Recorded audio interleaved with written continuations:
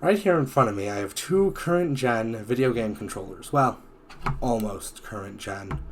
I will say the PS5 controller seems like it has some slightly better ergonomics than the PS4 controller, and I have nothing to say about the Series X controller. It's missing one button and USB Type-C.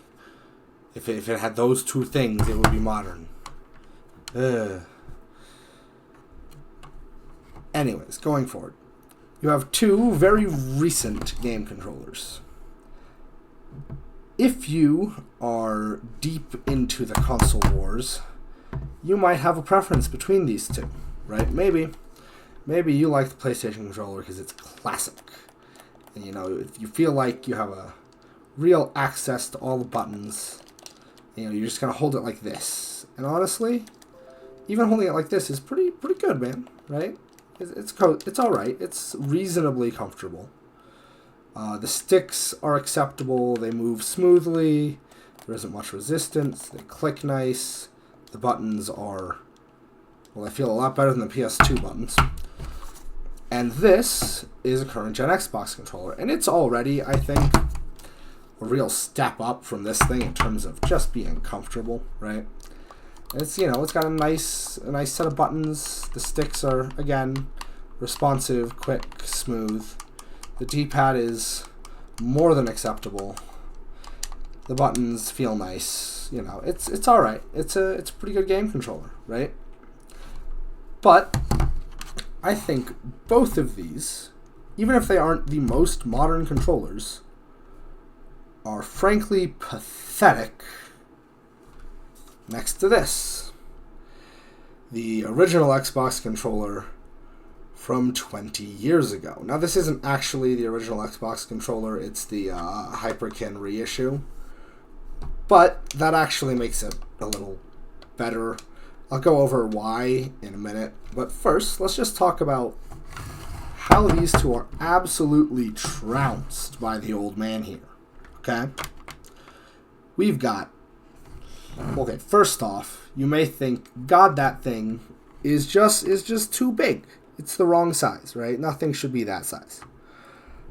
You're wrong.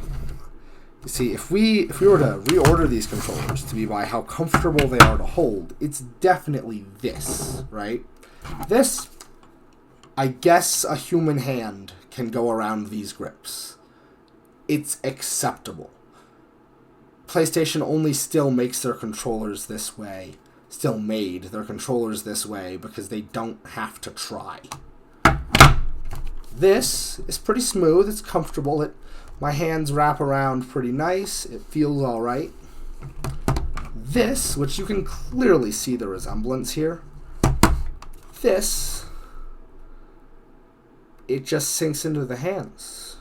The grips are nearly perfectly shaped for a 4-finger grip, right? Which, honestly, this feels a little more comfortable with just, not four, with a 3-finger, with just 2 fingers on the grips here, even though this is an atrocious way to control anything. But right here, all 3 fingers fit nicely, and you have a pretty good full access. I mean, you don't have exactly limited access to all the buttons, things are maybe a little closer together on this pad. But here, and I want you to notice this, right? PlayStation pad, my thumb rests on the A button pretty much perfectly, pretty much naturally, right? It's not too hard to rock my thumb around and hit all 4 buttons, okay? Here, my thumb rests at an angle between A and B, okay? Which is alright. I can still hit all 4 buttons.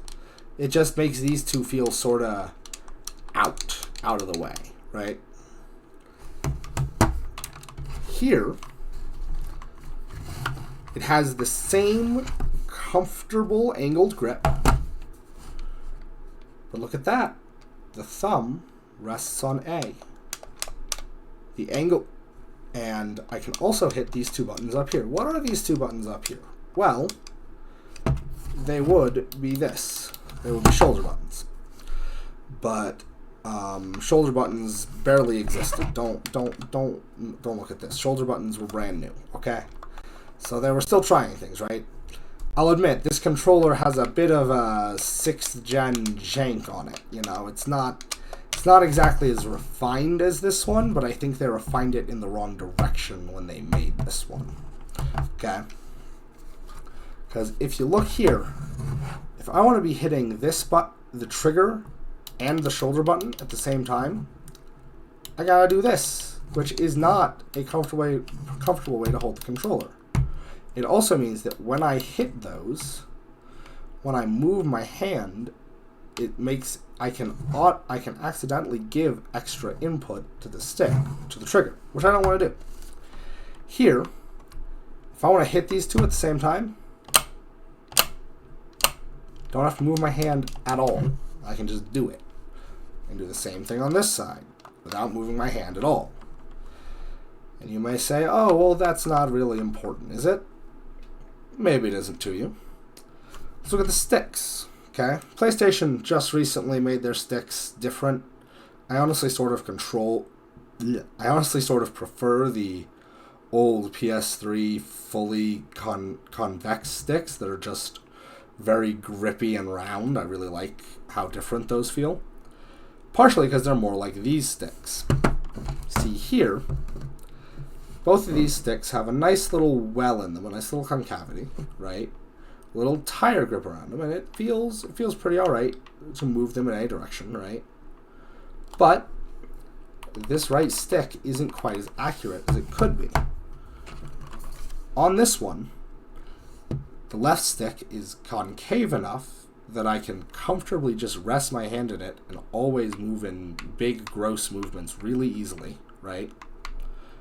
And the right stick, I can be much more precise with more easily because it's a little more convex, right?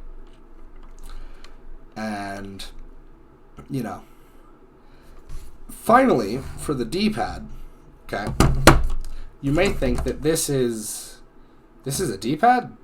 Yes, it is. We'll get to it. Right here, this is a pretty standard D-pad. I can, you know, move my hand between the 4 buttons pretty easily, right? My hand, just like this one, I can just sort of step my hand around, right? Here, I think it's a more versatile D-pad here, okay? I think it works just as well for that sort of precise input, right? It feels a little softer, and more importantly, I can rest my thumb in the very center of it and hit all 4 without feeling really awkward. I don't have to press really hard to hit all 4 directions while my thumb is sitting in the center, right? And that means I don't have to step out my thumb to the edges like this. It leads to a slightly more comfortable control. It also has a little X in it when the light hits it right. Because Microsoft are hilarious. Alright, that's really all I had to say. I think this is the best video game controller ever made. Shut up, Windows.